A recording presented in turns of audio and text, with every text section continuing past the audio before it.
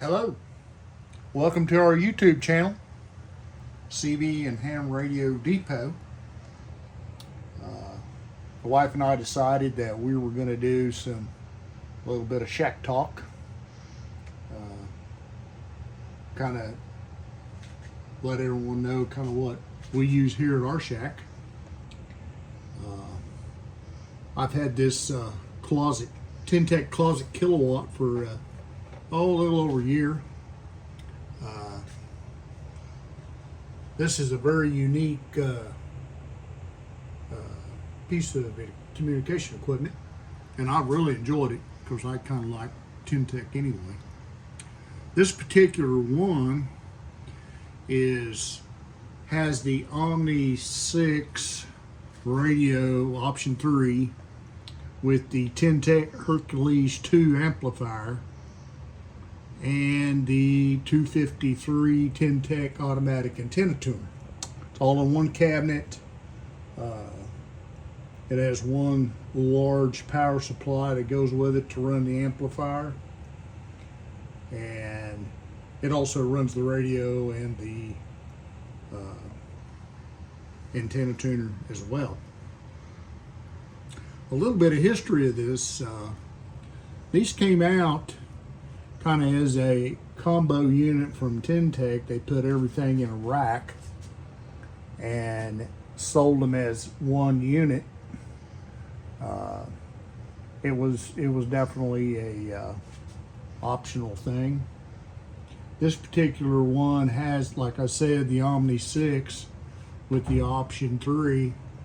And to touch on that just a little bit, the option 3 is, I know you've all seen people trying to sell this stuff on eBay, especially the Omni 6 with the option 3, and say it's the same as a Omni 6 Plus.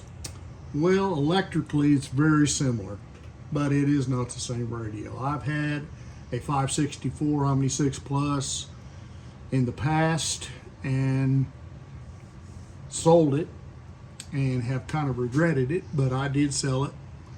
They're not easy to find, and since then I have of course picked this up, and it works extremely well, and I'm quite happy with it.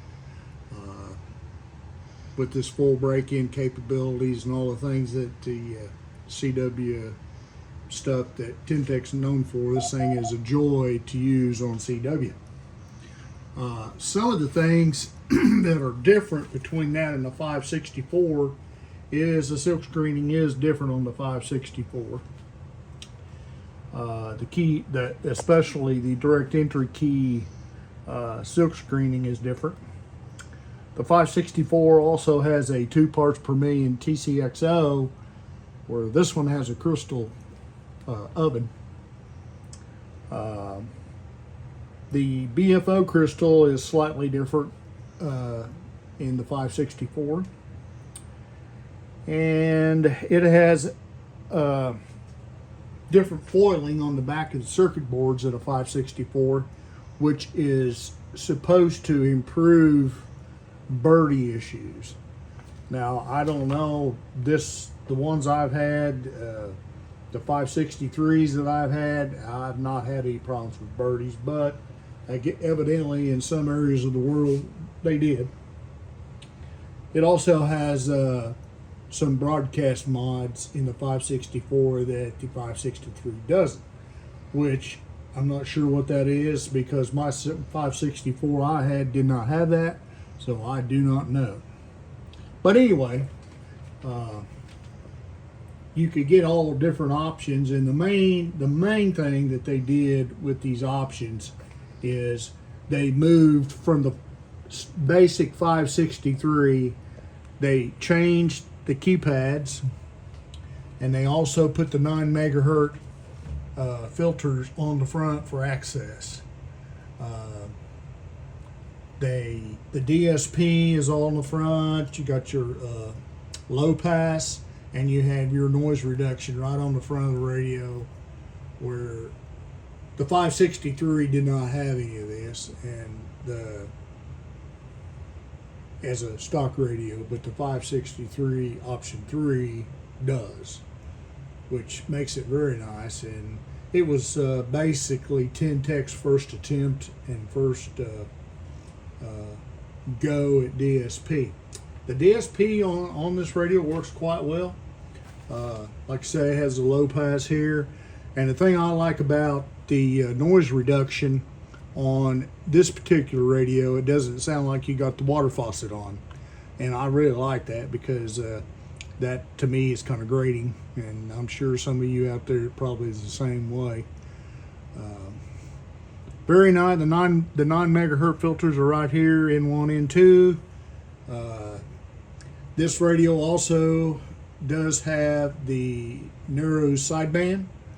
It has the 500 CW filter, and it also has the 250 CW filter. So it's pretty much loaded up. It has one of the main things they did too is that extended the menu options with the option 3, and that made it a lot more adjustable, and a lot of things that you can do that you couldn't do before. Of course, the 564 has it as well. But anyway, the basic thing about these radios is they work great on CW, and the sideband is very quiet on these radios. And if you've never owned a Ten-Tec, the architecture from way back in the Omni days, Corsair days, and all that. The Corsairs were a great radio. I probably made several thousand contacts on CW with a Corsair, and they're amazing radios as well. So anyway, if y'all get a chance, you need to try out a Ten-Tec.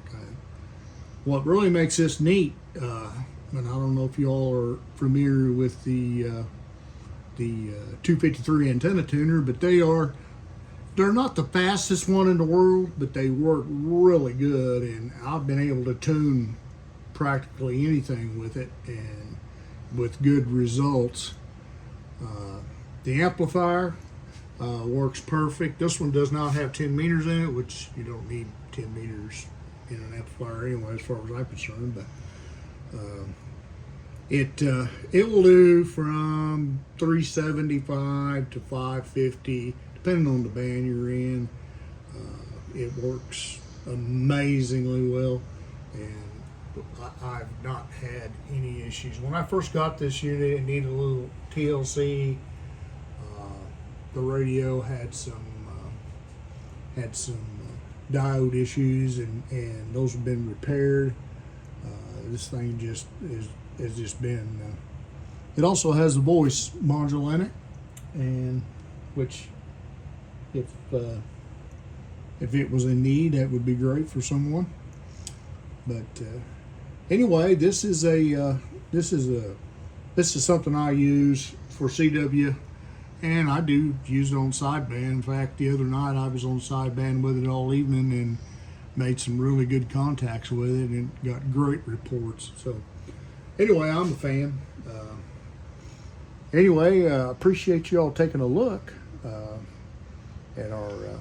This is some of the stuff we use in our shack, and we enjoy the hobby very much. If you get an opportunity, come by our website, cbandhamradiodepot.com. We do sell a lot of amateur radio equipment, parts, different things. Come by and visit us. Just take a look. As they say, it doesn't cost any money to look. Thank you.